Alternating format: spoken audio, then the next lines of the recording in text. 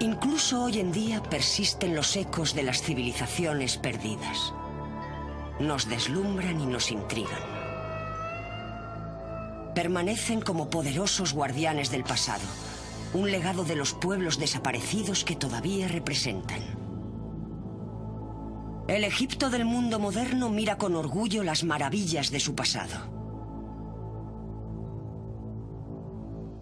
Oscurecido por los siglos anteriores y por las interminables arenas del desierto, el eterno esplendor de las pirámides de Giza y la gran esfinge son testigos mudos de la gran historia antigua de Egipto. Azotados y erosionados por los calientes vientos desérticos y el sol ardiente, los ecos de estos tesoros todavía perduran. Pero imaginemos cómo serían en su glorioso apogeo. Pintadas brillantemente con colores llamativos, hubo un tiempo en que se alzaban como los guardianes de una civilización orgullosa, la mayor civilización de la Tierra.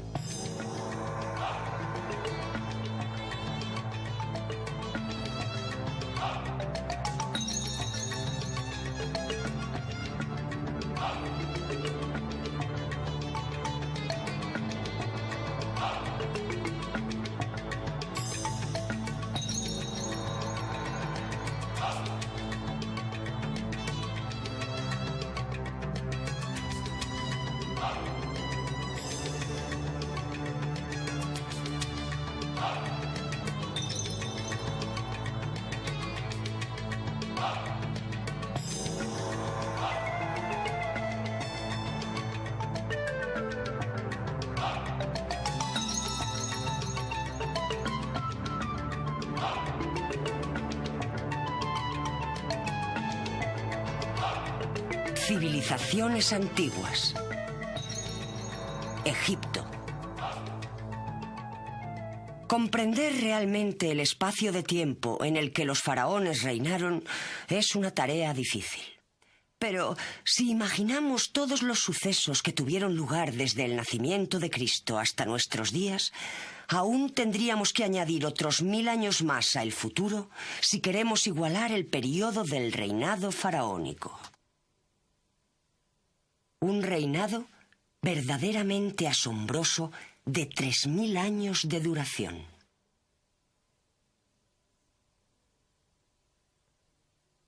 Hoy miramos con asombro las pirámides de Giza y recordamos con respeto a las miles de personas que trabajaron con esmero durante unos 20 años para construirlas. La mayoría de las técnicas de construcción eran similares a las utilizadas hoy en día. Es increíble que 2 millones de bloques de piedra, algunos de ellos con un peso de unas 60 toneladas, fueran transportados por el río Nilo para más tarde ser colocadas en su lugar. Nadie sabe exactamente cómo se llevó a cabo la construcción. Algunos datos sugieren que pudieron utilizarse gigantescas rampas de tierra alrededor de la pirámide durante su construcción para llevar los bloques hasta su emplazamiento. Finalmente, las pirámides se cubrieron de piedra caliza blanca de arriba a abajo, a medida que se quitaban las rampas.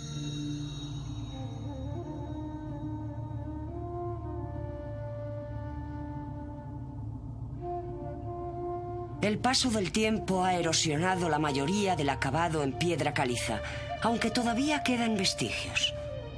Dentro de la pirámide, cuidadosamente diseñada para mantener a raya a los saqueadores de tumbas, había una serie de pasadizos que llevaban a la misma cámara funeraria. Se puede considerar una de las 7 maravillas del mundo antiguo. Originariamente tenía 146,5 metros de altura, pero en la actualidad ha perdido 9 metros. Fue construida sobre el 2560 a.C. y hasta el siglo XIX después de Cristo era la construcción más alta del mundo hecha por el hombre. El gran mito sostiene que los constructores de las pirámides eran todos esclavos. Sin embargo, la arqueología moderna ha revelado que los trabajadores no eran esclavos, sino artesanos especializados y pagados que vivían en comunidades alrededor de las pirámides, tal y como explica el inspector jefe, Dr. Zawi Hawass. Hemos encontrado un gran asentamiento de unos 3 kilómetros cuadrados y creo que bajo esas casas se situaba el pueblo de los trabajadores involucrados en la construcción de la pirámide. Y creo que había 2 pueblos, uno para los trabajadores y un campamento temporal. Habían unas 10.000 personas que realmente vivían en este área.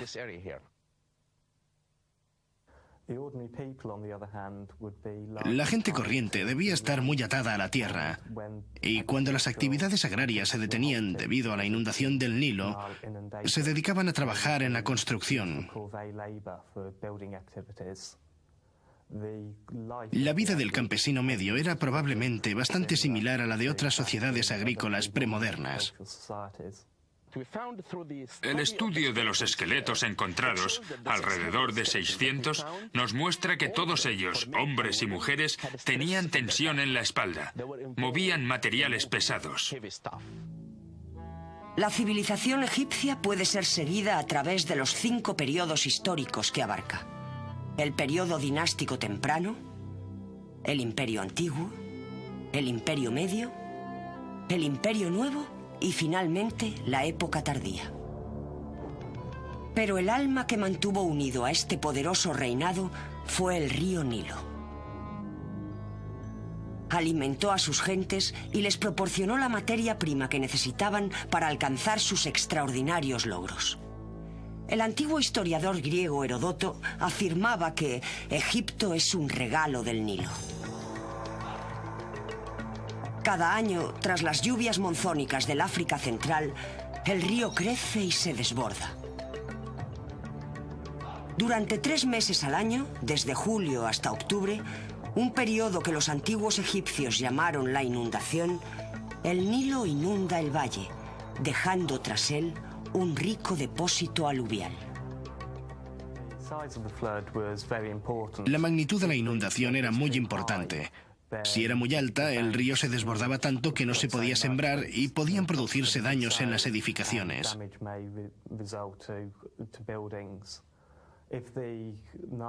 Si el Nilo estaba muy bajo, podía provocar hambre. El Nilo tenía importancia también por ser una arteria de comunicaciones. Los egipcios viajaban subiendo y bajando por el Nilo utilizando botes, lo que facilitó en gran medida la existencia de su complejo estado. Aunque en muchos kilómetros a la redonda todo sea desierto, el barro negro es lo bastante fértil como para cultivar cosechas que alimenten abundantemente a hombres y bestias. Junto con el sol azotador, los antiguos egipcios lo consideraban como la mismísima fuente de vida.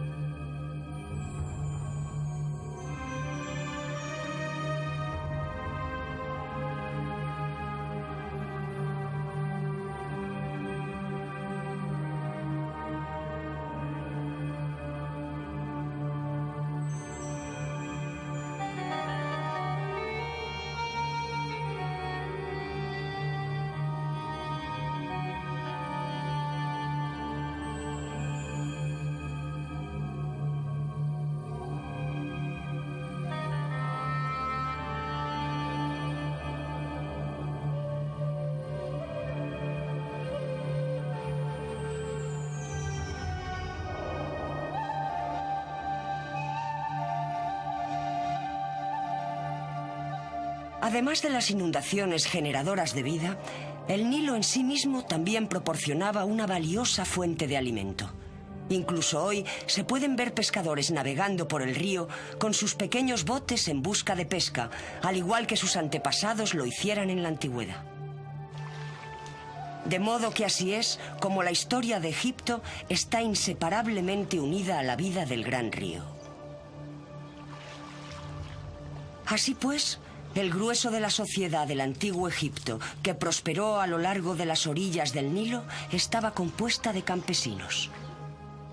Fue esta, la clase social más baja, la que llegó a alcanzar un nivel de vida algo superior en las fértiles llanuras de los alrededores del río.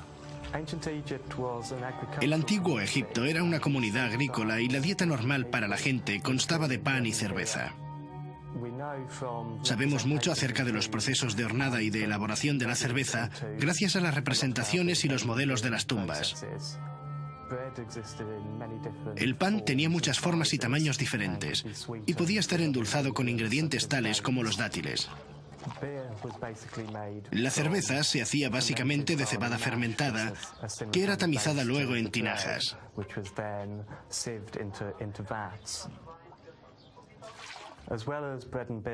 Además de la cerveza y el pan, se cultivaban vegetales como puerros, cebollas, rábanos y lechugas. También se cultivaban frutas como granadas, dátiles y uva.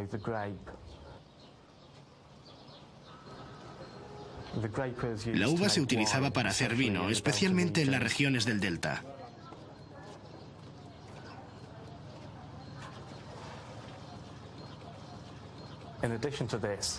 Además de esto, los egipcios comían pescado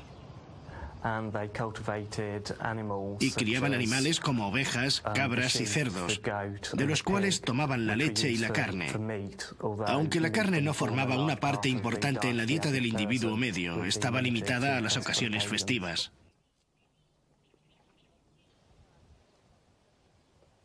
Existía una clase media muy enraizada en el sistema agrario.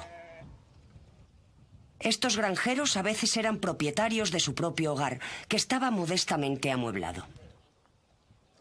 También podrían haber poseído unos pocos acres de tierra, con los cuales habrían ganado suficiente dinero como para mandar a sus hijos a la escuela de escribas de Tebas. Dado que las estaciones anuales oscilaban entre la inundación y la sequía, el regadío jugó un papel fundamental en la supervivencia de la agricultura de Egipto. Si hablamos de primavera, verano, otoño e invierno, es algo que no encontramos en el antiguo Egipto. En el antiguo Egipto encontramos la inundación, la aparición de las plantas y el así llamado verano, 3 estaciones. Los campos se dividían en parcelas cuadradas cerca de los canales de riego y el agua pasaba de un campo a otro abriendo las pequeñas acequias que los separaban. Tanto los hombres como las mujeres cultivaban la tierra utilizando azadones. Y las cosechas que cultivaban consistían en avena, cebada, mijo y judías. La dieta del pueblo se complementaba con lo que eran capaces de cazar, lo que a veces incluía leones del desierto y otros animales salvajes que habitaban los pantanos y ciénagas.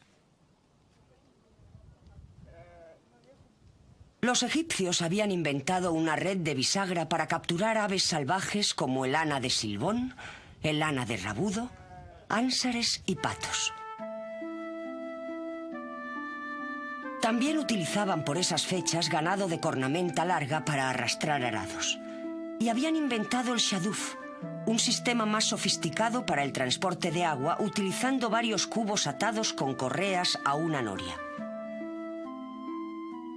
La clave de la civilización egipcia fue revelada al mundo moderno cuando el extraño texto que cubría las paredes de estos templos, los jeroglíficos, fue por fin comprendido, lo que sucedió cuando se tradujo una lápida de basalto negro conocida como la piedra Roseta. La lápida contiene inscripciones en 3 lenguajes: jeroglífico, que estaba restringido a los sacerdotes, demótico, que estaba permitido al pueblo, y griego. Gracias a su conocimiento del griego, los especialistas fueron capaces de descubrir el misterio de los 2 anteriores. Los jeroglíficos vienen en realidad del griego. Significan escritura sagrada, porque la escritura basada en dibujos del antiguo Egipto era utilizada esencialmente por los sacerdotes para las grandes inscripciones. La forma de escritura más frecuente se llamaba demótico, pero los jeroglíficos solían ser dibujos de aves y animales. Son importantes porque a partir de estas inscripciones conocemos la mayor parte del antiguo Egipto, hallándose en las tumbas, en las murallas de los templos y en los papiros.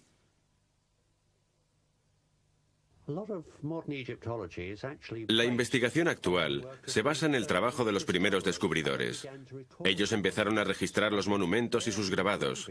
Las publicaciones de sus textos y sus grabados fueron muy importantes.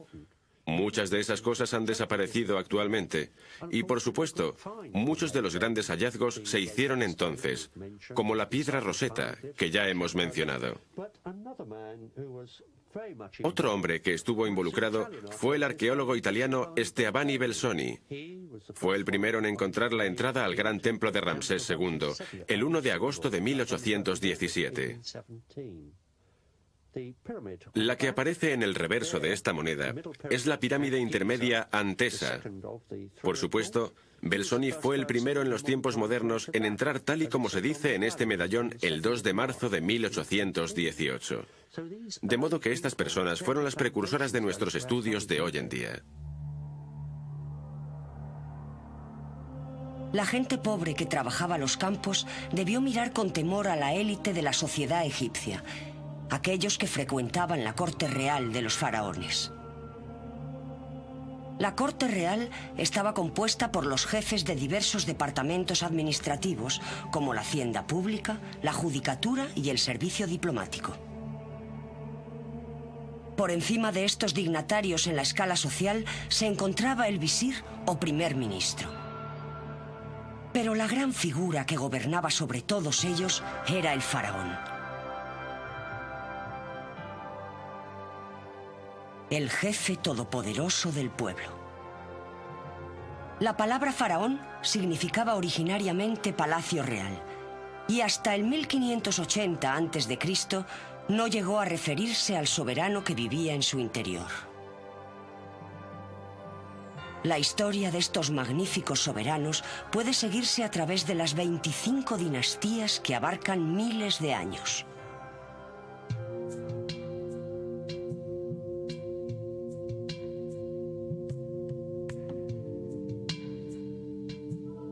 Todos tenían en común su condición sagrada, pues eran adorados como figuras divinas.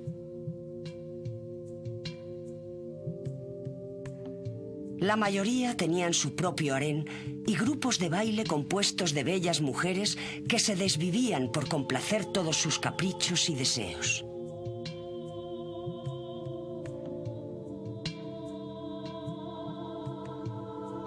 Como se creía que la sangre divina de la realeza no debía ser adulterada, el faraón a menudo se casaba con su propia hermana o hermanastra. Tampoco era raro que se casara con su propia hija.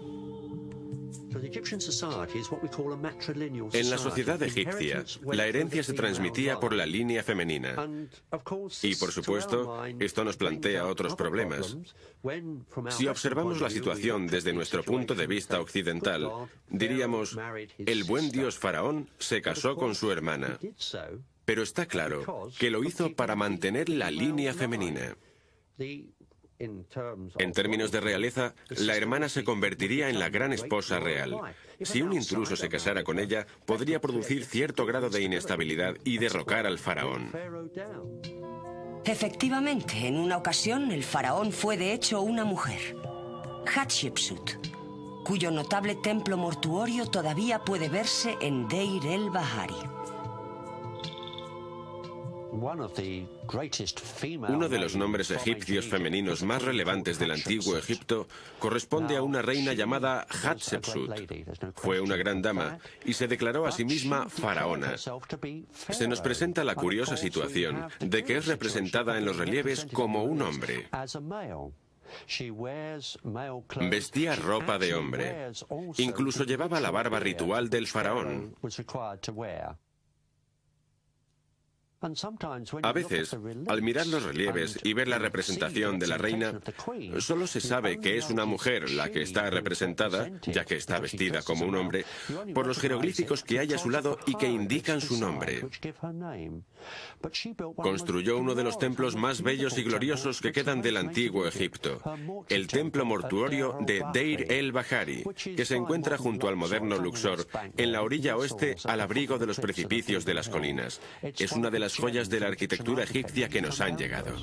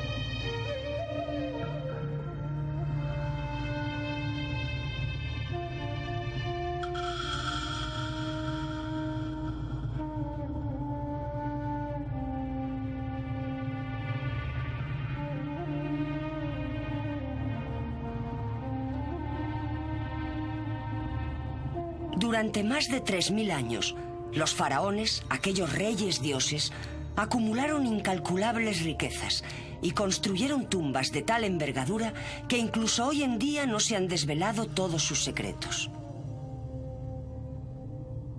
¿Qué tipo de hombres eran los faraones para que el pueblo egipcio les adorara como a dioses y les colmara de maravillosos regalos? La sociedad del antiguo Egipto estaba muy estratificada.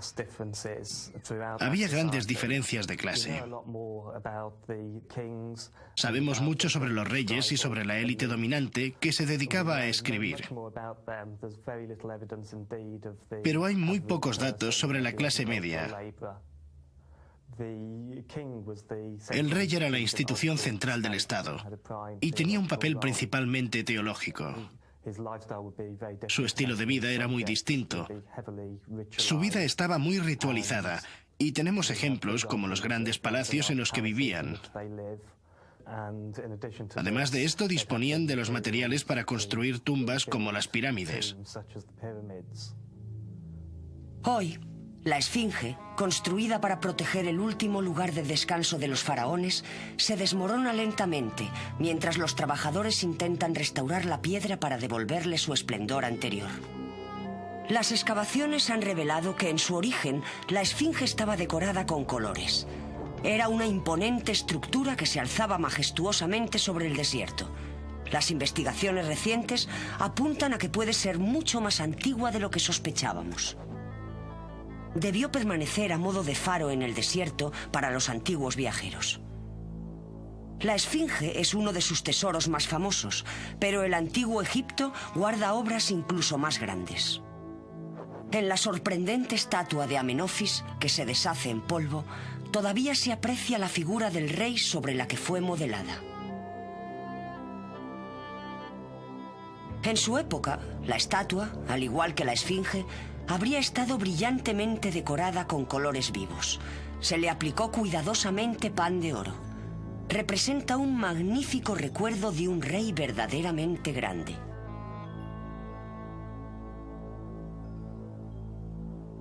A través de la arquitectura de estos poderosos faraones podemos apreciar su esplendor. En Abu Simbel encontramos más ejemplos de la originaria grandeza de Egipto que se desmoronan lentamente. La característica más destacada del gran templo, construido hacia el interior de la montaña, son las 4 figuras gigantescas sentadas que representan al rey. Guardando la entrada al templo, las impresionantes figuras miden 18 metros de altura. Es fácil imaginar cómo estas estatuas de colores producían temor y respeto a los antiguos egipcios. Es asombroso pensar que el templo fue diseñado con tal precisión que el 22 de febrero y el 22 de octubre el sol naciente brilla a través de la entrada e inunda de luz a 3 de los 4 reyes, cuyas estatuas están sentadas en el santuario a 70 metros hacia el interior. Pero, ¿por qué solo a 3 de los dioses? La razón es que el otro dios, Ta, era el señor del inframundo y por tanto debía permanecer en eterna oscuridad. El más pequeño de los 2 magníficos templos, pintados originariamente con un color deslumbrante, estaba dedicado a la diosa Hathor y a la esposa favorita del faraón, Nefertari. Mientras los visitantes de Abu Simbel se maravillan con el milagro de su construcción, a muchos les sorprende saber de una proeza de ingeniería igualmente milagrosa que se llevó a cabo en ese lugar durante el siglo XX. En los años 60, cuando se estaba construyendo la gran presa al sur de Asuán, se dieron cuenta de que las crecientes aguas del lago Nasser sumergirían el templo. Y dado que la construcción es de piedra arenisca, era seguro que se desmoronaría. De modo que hubo un gran debate internacional, un consorcio que estudiaba el modo de salvar los templos. Se presentaron muchos proyectos, y el que se siguió finalmente fue el de cortar el templo y las cámaras interiores. Hay un templo cerca, un templo más pequeño dedicado a Nefertari, que era la esposa favorita de Ramsés II. La idea era sacar ambos templos de la roca como un gigantesco rompecabezas. Se cortaron con mucho cuidado en grandes bloques que se suspendieron en el aire a una altura de 100 metros. Se trasladaron a otro lugar más al norte, a unos 60 metros, y se reconstruyó. De modo que allí sigue. La montaña de la que se sacó ha sido de nuevo recreada tras él. No solo es una maravilla de la ingeniería antigua, es una maravilla de la ingeniería moderna que ha salvado uno de los grandes monumentos del mundo. El mundo se unió para ayudar a salvarlo. Y este no es un hecho muy frecuente en nuestra herencia cultural.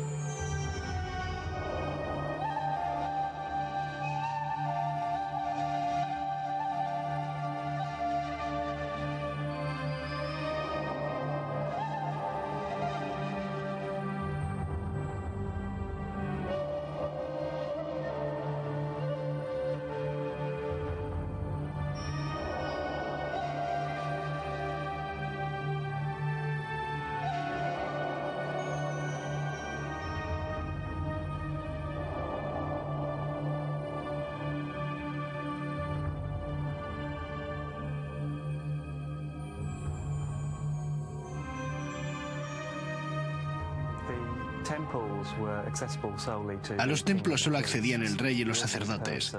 La gente corriente no tenía acceso en absoluto a ninguno de los rituales del templo. Su único acceso a lo divino era a través de las procesiones del dios por el exterior del templo durante las festividades. Aparte de la religión estatal, había cultos locales y también se adoraban otras divinidades como Bes y otros dioses domésticos. Pero realmente no poseían un culto o un templo.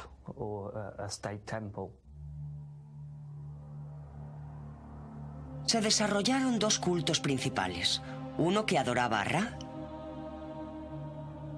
y el otro a Thoth. Les unía una fuerte creencia en la vida después de la muerte. Además de su preocupación por el espíritu del difunto, los antiguos egipcios daban mucha importancia a la preservación de los restos mortales para utilizarlos después en la otra vida. De este modo, sus posesiones, sus animales domésticos e incluso sus sirvientes eran enterrados con él. Cuando moría una persona, se momificaba su cuerpo y en el caso del faraón se hacía con un cuidado especial. La palabra momia viene de la palabra árabe mumilla, que significa betún o brea. Después de la muerte, se extraía el cerebro del difunto por la nariz, utilizando un gancho especial de hierro, y se enjuagaba el cráneo con vino de palma y resina. Del cuerpo se extraía todo excepto el corazón, se enjuagaba bien y luego se llenaba de mirra y especias. Luego el cadáver se ponía a remojo en natrón, una fuerte sal, o bicarbonato de sodio, por un periodo de entre 30 y 50 días, y finalmente se revestía de resina que sujetaba las vendas de lino. Con este asombroso y elaborado método se sacaba todo el aire de la momia. Los órganos internos que se habían sacado también se remojaban y luego se depositaban en 4 tinajas. Cuando éstas se situaban junto al sarcófago en la tumba, se creía que la personalidad del difunto volvía al cuerpo físico. El proceso entero de momificación duraba 70 días.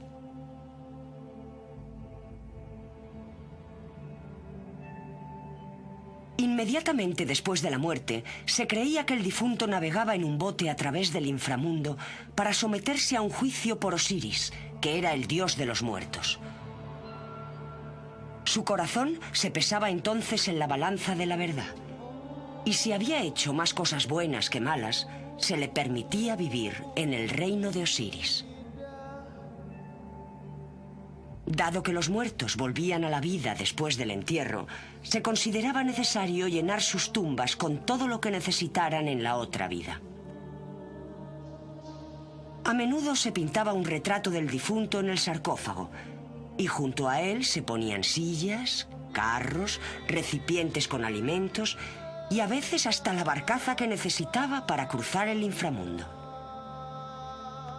Gracias a ello, el hombre moderno puede disfrutar de la perfecta expresión artística egipcia, ya que todos estos objetos se hacían con los mejores materiales disponibles.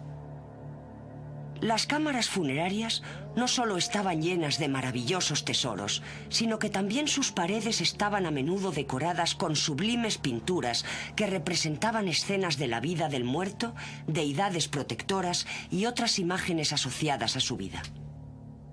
Los faraones siempre optaron por los lugares de entierro más escondidos para prevenir las actividades de los saqueadores de tumbas. Muchos de ellos eligieron lugares como el Valle de los Reyes. Pero a pesar de estas localizaciones tan difíciles, pocas tumbas escaparon intactas. La tumba de Tutankamón permaneció intacta hasta 1922, cuando el arqueólogo Howard Carter la desenterró durante una expedición dirigida por Lord Carnarvon. Todavía hoy hay quien recuerda el suceso, como el hijo del guía que condujo a Carter hasta la tumba. Carter had been before here in this village an inspector of antiquity. Mi padre me contó que iba a hacer una expedición con su amigo Carnarvon. Y dijo que no sabía si iba a volver.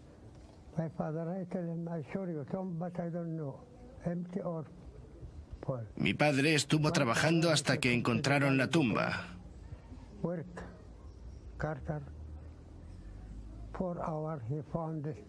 Estuvo trabajando con Carter durante 4 horas. Entonces Carnavon abrió un pequeño agujero.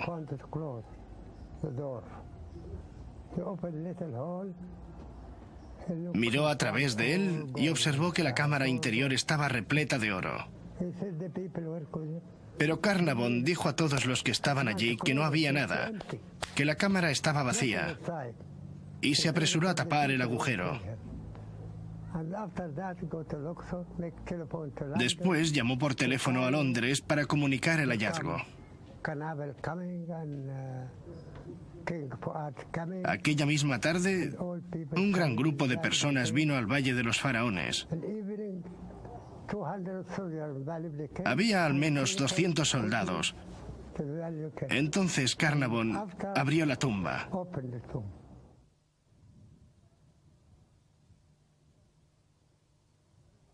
Esta es la entrada de la tumba de Tutankamón, uno de los faraones más conocidos del antiguo Egipto.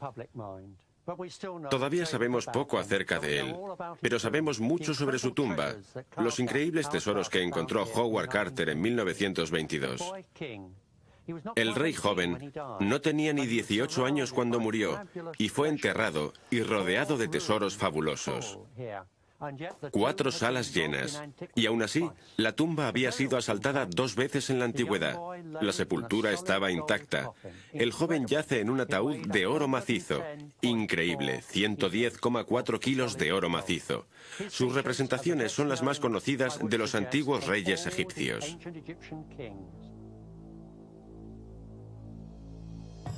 Los tesoros de la tumba impresionaron al mundo.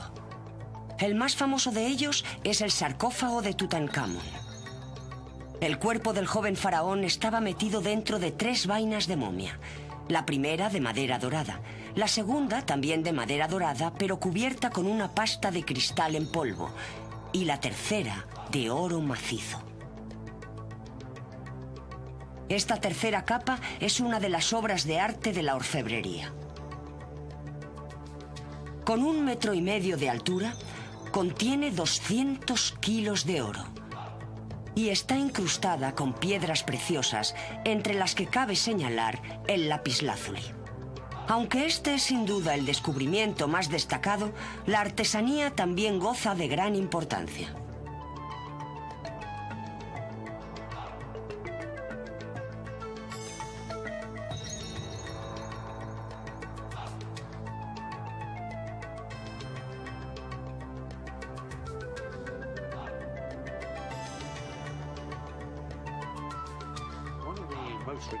Una de las historias más recurrentes que se cuentan sobre el antiguo Egipto, y que por supuesto a los periodistas les encanta, es la de la maldición de las momias, la maldición de Tutankamón. Y me temo que todo eso no son más que tonterías. Esa historia la inventó un periodista en 1922. Se da la circunstancia de que Ray Canarva murió al año siguiente, pero era un hombre muy enfermo. Murió por la infección de una picadura de mosquito. Hay que considerar que todos los hombres involucrados en la excavación eran personas mayores en aquella época. Por ejemplo, Howard Carter, el verdadero descubridor, murió en marzo de 1939. El profesor Percy Newbury, que trabajó en las flores, murió en el 49. Sir Alan Garner, que se ocupó de traducir las inscripciones, vivió hasta los 70. Si alguien debía haber muerto al principio, era un sargento del ejército británico llamado Richard Adamson. Solía dormir, por seguridad, en un catre sobre las tumbas todas las noches, pero vivió una larga vida hasta los años 80. Por supuesto, esto dio origen, o propició la resurrección, se podría decir, de la egiptomanía. El mundo quedó fascinado por el antiguo Egipto. Ya sucedió cuando Napoleón invadió Egipto en 1798. Volvió a ocurrir en 1922 y en 1972, cuando se hizo la exposición en el Museo Británico para celebrar el 50 aniversario. Había colas de gente esperando alrededor del museo durante horas para ver tan solo unas 40 piezas que el gobierno egipcio permitió trasladar al Museo Británico. Hoy en día, solo con mirar alrededor, podemos ver muchos de esos vestidos, ornamentos y joyas. Todo esto es el fruto de aquel gran hallazgo de 1922. Las riquezas de Egipto y sus faraones sufrieron un declive gradual a través de los siglos. En la 25ª dinastía, en el 747 a.C., distintos pueblos gobernaban la tierra. Se piensa que el declive de Egipto se dio al final del Imperio Nuevo, tras una serie de reyes de corto reinado.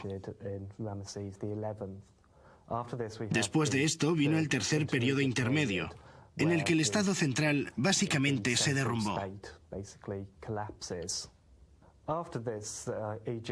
Después de esto, Egipto fue invadido sucesivamente por diversos pueblos y finalmente por los persas. Esto culminó en el año 332, cuando los griegos y Alejandro Magno tomaron finalmente el control de Egipto.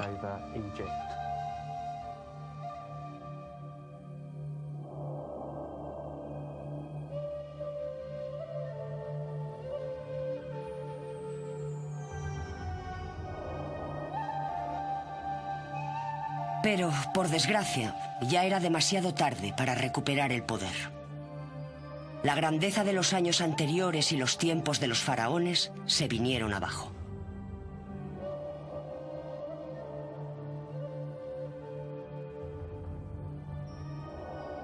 $5000 años después de que los grandes reyes gobernaran la rica civilización que se situaba a lo largo del río Nilo, los míticos faraones han mantenido su capacidad para seguir llamando nuestra atención.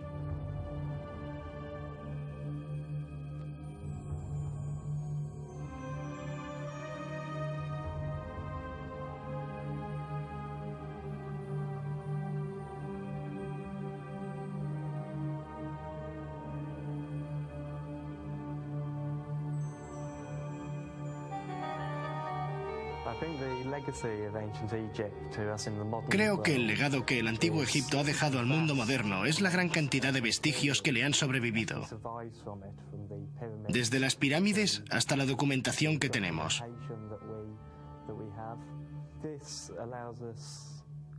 Esto nos ofrece una ventana única a las operaciones de una sociedad antigua que fue muy civilizada, aunque al mismo tiempo muy diferente a la nuestra. Todavía guardan secretos. Recientemente se ha descubierto una pequeña cámara en la Gran Pirámide, la cual estamos investigando. La egiptología es algo siempre cambiante. Aquí, en uno de los lugares más evocadores, Karnak, es posible imaginarse el esplendor de la antigua civilización y maravillarse con los testimonios que aún perduran. Desde el más pequeño amuleto hasta el mayor de los templos, el legado que el antiguo Egipto nos ha dejado es incomparable.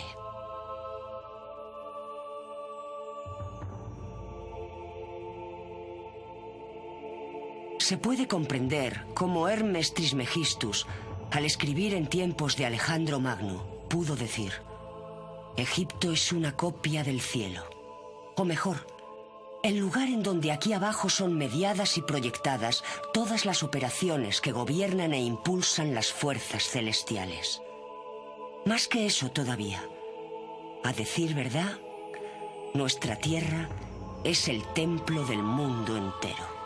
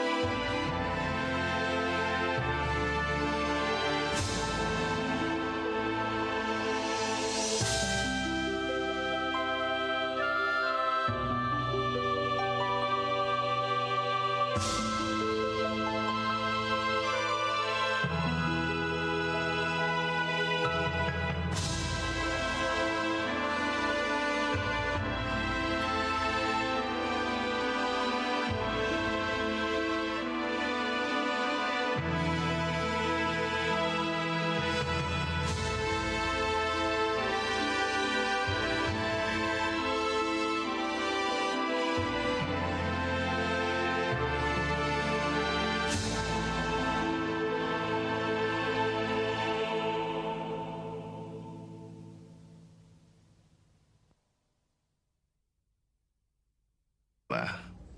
Work, Carter. 4 hours, he found the stamps. Estuvo trabajando con Carter durante 4 horas. He opened a little hole. Entonces Carnavon abrió un pequeño agujero. Found it closed, the door. He opened a little hole.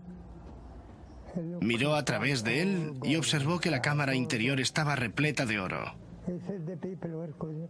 Pero Carnavon dijo a todos los que estaban allí que no había nada, que la cámara estaba vacía, Inside. y se apresuró a tapar el agujero. And after that, go to Luxor, make telephone to London. Después llamó por teléfono a Londres para comunicar el hallazgo. Canaveral coming and King Fuad coming. Aquella misma tarde, All people un gran coming. grupo de personas vino al Valle de los Faraones. And evening, 200 soldiers valuably came Había al menos 200 soldados. to the value came. Entonces Carnavon abrió la tumba. Open the tomb.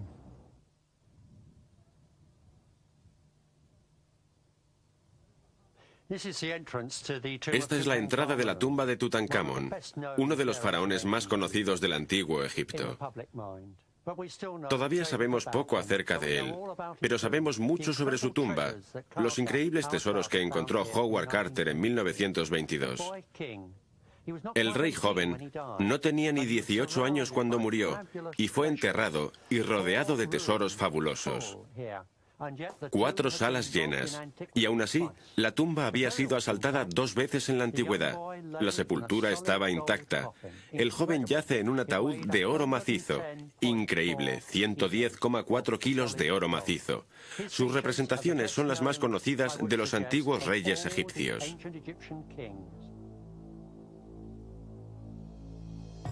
Los tesoros de la tumba impresionaron al mundo.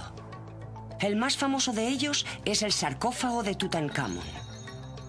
El cuerpo del joven faraón estaba metido dentro de 3 vainas de momia. La primera de madera dorada, la segunda también de madera dorada, pero cubierta con una pasta de cristal en polvo, y la tercera de oro macizo. Esta tercera capa es una de las obras de arte de la orfebrería. Con 1,5 metros de altura, contiene 200 kilos de oro y está incrustada con piedras preciosas, entre las que cabe señalar el lapislázuli. Aunque este es sin duda el descubrimiento más destacado, la artesanía también goza de gran importancia.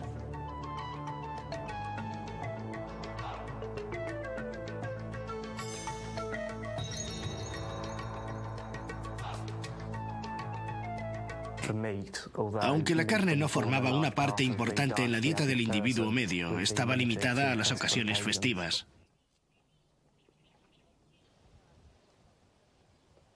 Existía una clase media muy enraizada en el sistema agrario.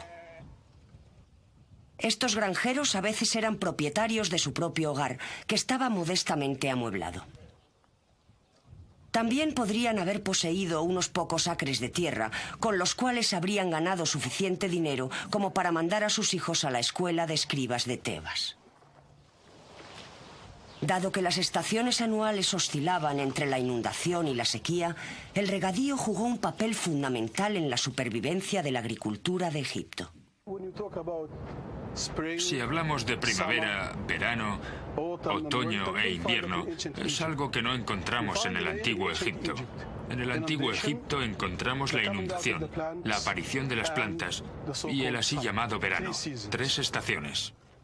Los campos se dividían en parcelas cuadradas cerca de los canales de riego, y el agua pasaba de un campo a otro abriendo las pequeñas acequias que los separaban. Tanto los hombres como las mujeres cultivaban la tierra utilizando azadones.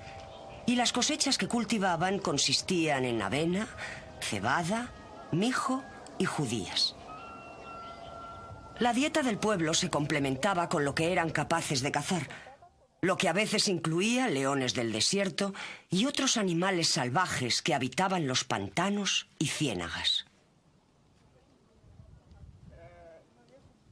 Los egipcios habían inventado una red de bisagra para capturar aves salvajes como el ana de Silbón, el ana de Rabudo, ánsares y patos.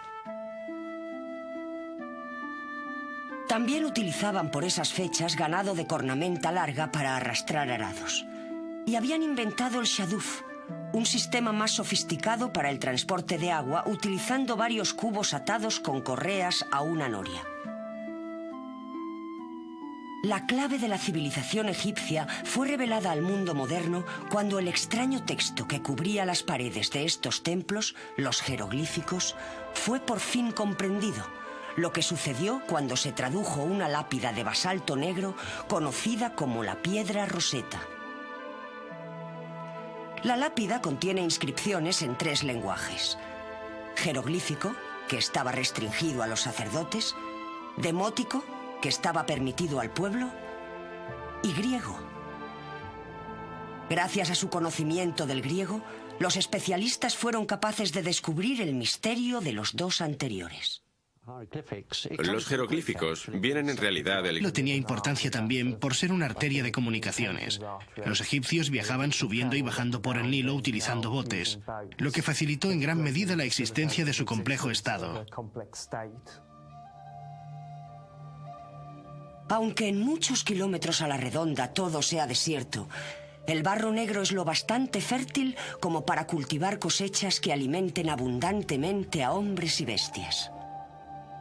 Junto con el sol azotador, los antiguos egipcios lo consideraban como la mismísima fuente de vida.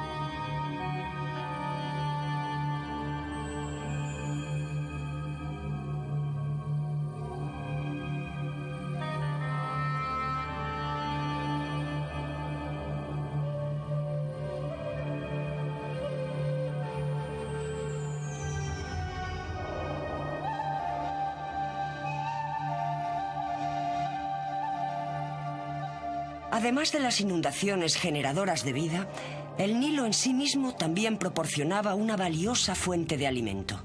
Incluso hoy se pueden ver pescadores navegando por el río con sus pequeños botes en busca de pesca, al igual que sus antepasados lo hicieran en la antigüedad. De modo que así es como la historia de Egipto está inseparablemente unida a la vida del gran río. Así pues, el grueso de la sociedad del antiguo Egipto, que prosperó a lo largo de las orillas del Nilo, estaba compuesta de campesinos. Fue esta, la clase social más baja, la que llegó a alcanzar un nivel de vida algo superior en las fértiles llanuras de los alrededores del río. El antiguo Egipto era una comunidad agrícola y la dieta normal para la gente constaba de pan y cerveza. Sabemos mucho acerca de los procesos de hornada y de elaboración de la cerveza gracias a las representaciones y los modelos de las tumbas. El pan tenía muchas formas y...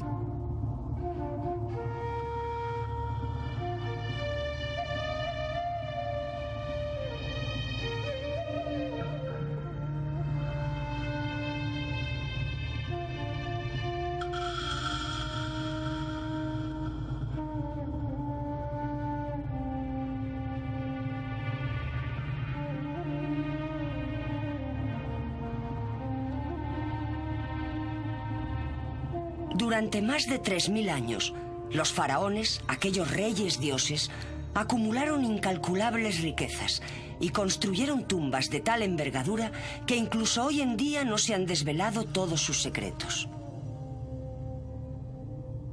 ¿Qué tipo de hombres eran los faraones para que el pueblo egipcio les adorara como a dioses y les colmara de maravillosos regalos? La sociedad del antiguo Egipto estaba muy estratificada. Había grandes diferencias de clase. Sabemos mucho sobre los reyes y sobre la élite dominante que se dedicaba a escribir. Pero hay muy pocos datos sobre la clase media. El rey era la institución central del Estado y tenía un papel principalmente teológico. Su estilo de vida era muy distinto. Su vida estaba muy ritualizada y tenemos ejemplos como los grandes palacios en los que vivían. Además de esto, disponían de los materiales para construir tumbas como las pirámides. Hoy, la Esfinge, construida para proteger el último lugar de descanso de los faraones, se desmorona lentamente mientras los trabajadores intentan restaurar la piedra para devolverle su esplendor anterior. Las excavaciones han revelado que en su origen la Esfinge estaba decorada con colores. Era una imponente estructura que se alzaba majestuosamente sobre el desierto. Las investigaciones recientes apuntan a que puede ser mucho más antigua de lo que sospechábamos. Debió permanecer a modo de faro en el desierto para los antiguos viajeros. La Esfinge es uno de sus tesoros más famosos, pero el antiguo Egipto guarda obras incluso más grandes. En la sorprendente estatua de Amenofis, que se deshace en polvo, todavía se aprecia la figura del rey sobre la que fue modelada. En su época, la estatua, al igual que la Esfinge, habría estado brillantemente decorada con colores vivos. Se le aplicó cuidadosamente pan de oro. Representa un magnífico recuerdo de un rey verdaderamente grande.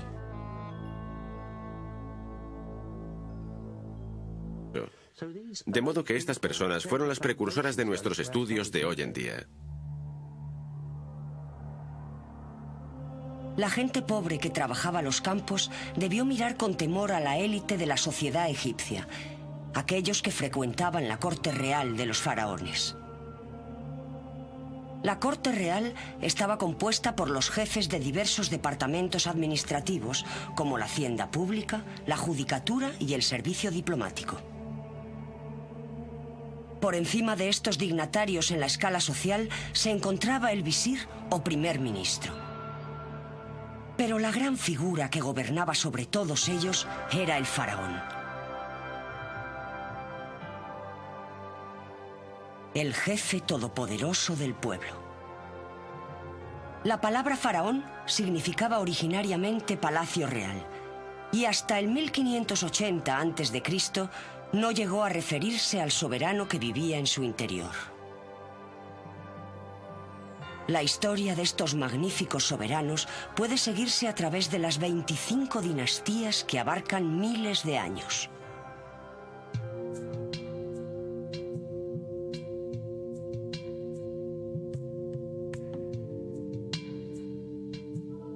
Todos tenían en común su condición sagrada, pues eran adorados como figuras divinas.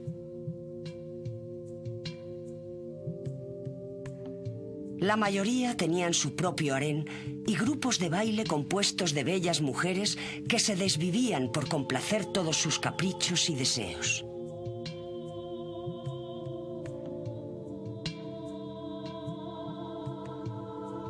Como se creía que la sangre divina de la realeza no debía ser adulterada, el faraón a menudo se casaba con su propia hermana o hermanastra. Tampoco era raro que se casara con su propia hija. En la sociedad egipcia, la herencia se transmitía por la línea femenina. Y, por supuesto, esto nos plantea otros problemas. Si observamos la situación desde nuestro punto de vista occidental, diríamos, el buen dios faraón se casó con su hermana. Pero está claro que lo hizo para mantener la línea femenina. En términos de realeza, la hermana se convertiría en la gran esposa real. Si un intruso se casara con ella, podría producir cierto grado de inestabilidad y derrocar al faraón. Efectivamente, en una ocasión el faraón fue de hecho una mujer, Hatshepsut, cuyo notable templo mortuorio todavía puede verse en Deir el-Bahari. Uno de los nombres es trasladar al Museo Británico. Hoy en día, solo con mirar alrededor, podemos ver muchos de esos vestidos, ornamentos y joyas. Todo esto es el fruto de aquel gran hallazgo de 1922.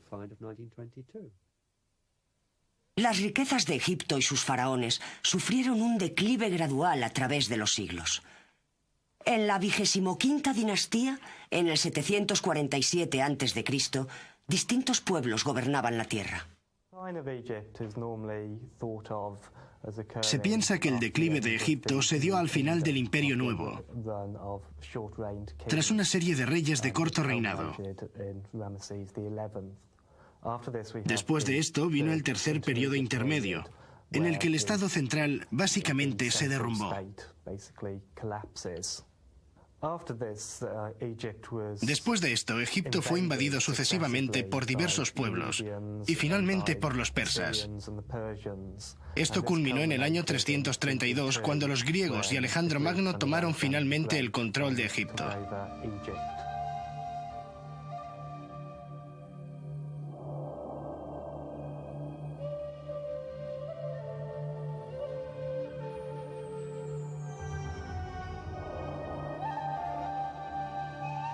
Pero, por desgracia, ya era demasiado tarde para recuperar el poder. La grandeza de los años anteriores y los tiempos de los faraones se vinieron abajo.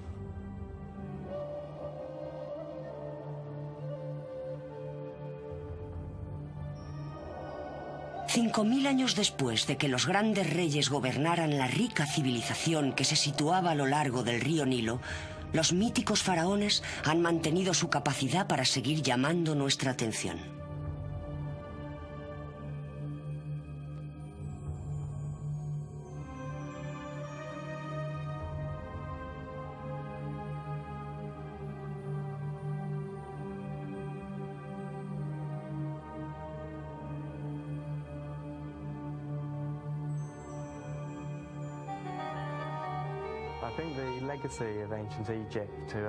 Creo que el legado que el antiguo Egipto ha dejado al mundo moderno es la gran cantidad de vestigios que le han sobrevivido, desde las pirámides hasta la documentación que tenemos.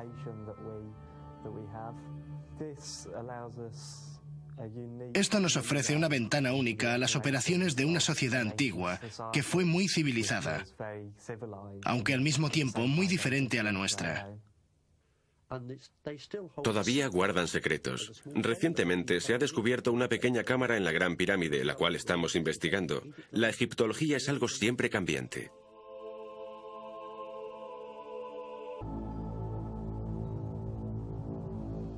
Oscurecido por los siglos anteriores y por las interminables arenas del desierto, el eterno esplendor de las pirámides de Giza y la gran esfinge son testigos mudos de la gran historia antigua de Egipto.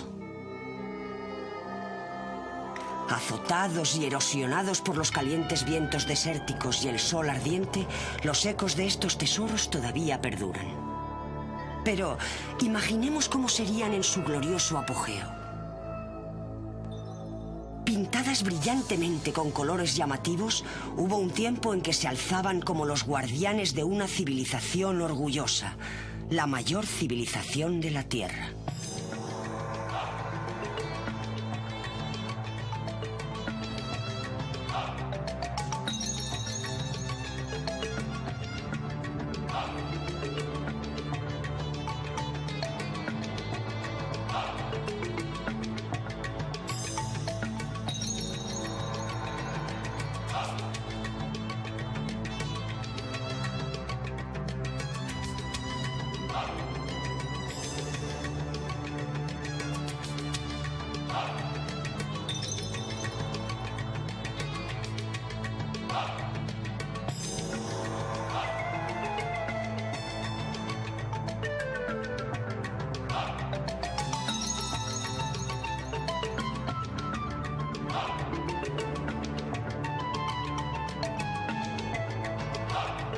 Civilizaciones antiguas. Egipto. Comprender realmente el espacio de tiempo en el que los faraones reinaron es una tarea difícil. Pero si imaginamos todos los sucesos que tuvieron lugar desde el nacimiento de Cristo hasta nuestros días, aún tendríamos que añadir otros 1000 años más al futuro si queremos igualar el periodo del reinado faraónico. Un reinado verdaderamente asombroso de 3000 años de duración.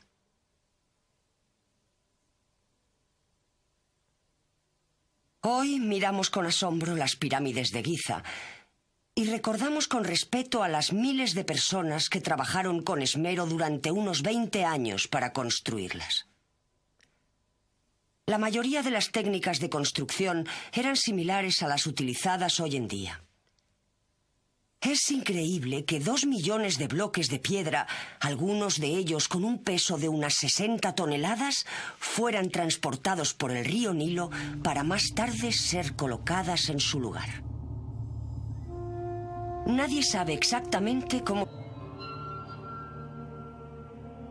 Les unía una fuerte creencia en la vida después de la muerte.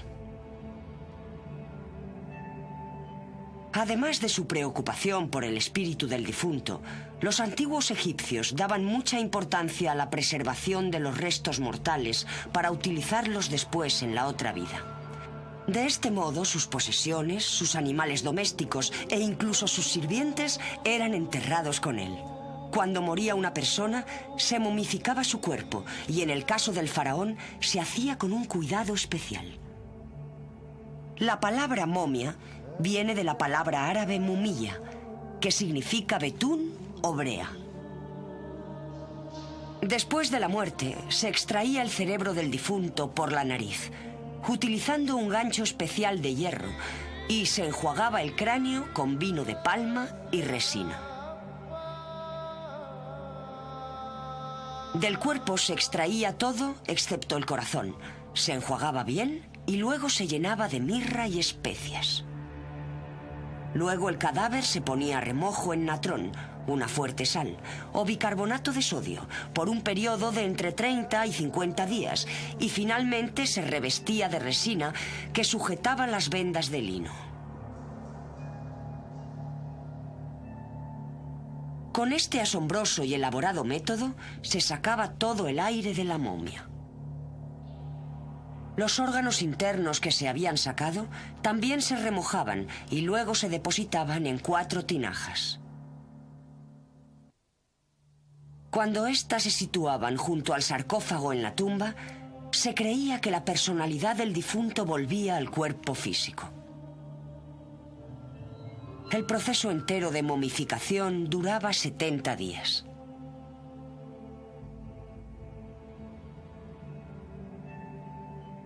Inmediatamente después de la muerte, se creía que el difunto navegaba en un bote a través del inframundo para someterse a un juicio por Osiris, que era el dios de los muertos.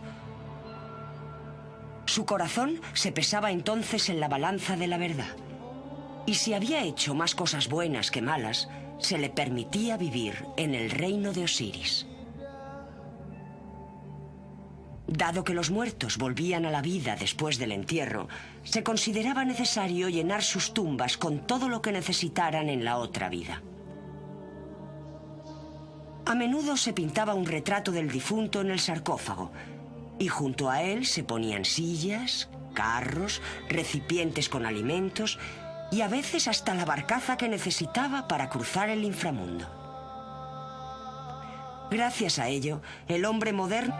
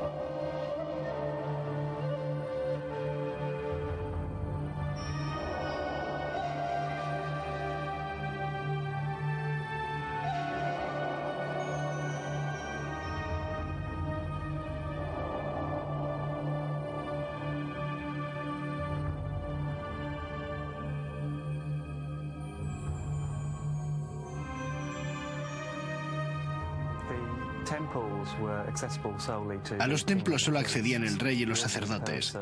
La gente corriente no tenía acceso en absoluto a ninguno de los rituales del templo. Su único acceso a lo divino era a través de las procesiones del dios por el exterior del templo durante las festividades. Aparte de la religión estatal, había cultos locales y también se adoraban otras divinidades como Bes y otros dioses domésticos. Pero realmente no poseían un culto o un templo.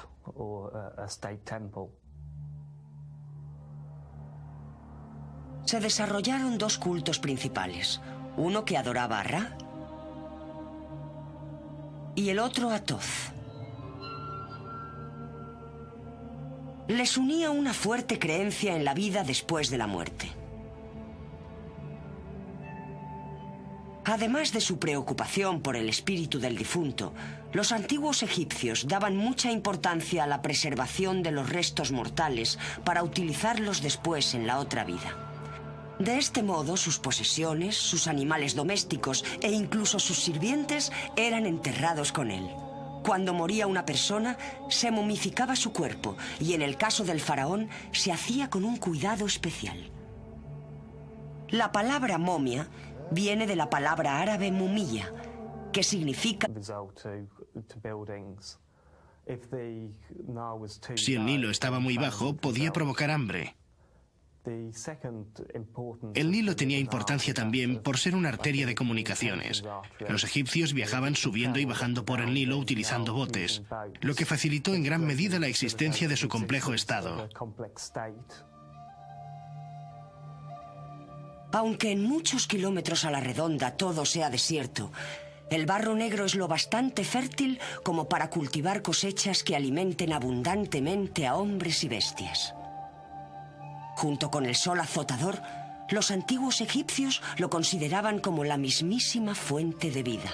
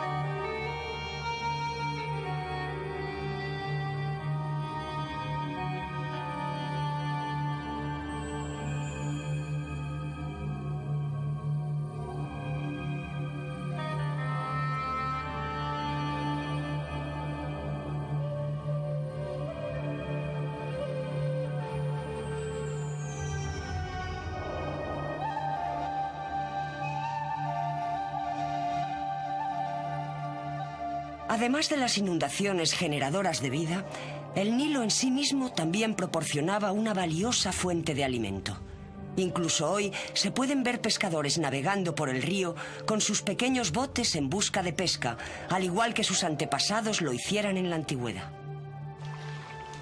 De modo que así es como la historia de Egipto está inseparablemente unida a la vida del gran río. Así pues, el grueso de la sociedad del antiguo Egipto, que prosperó a lo largo de las orillas del Nilo, estaba compuesta de campesinos. Fue esta, la clase social más baja, la que llegó a alcanzar un nivel de vida algo superior en las fértiles llanuras de los alrededores del río. El antiguo Egipto era una comunidad agrícola y la dieta normal para la gente constaba de pan y cerveza. Sabemos mucho acerca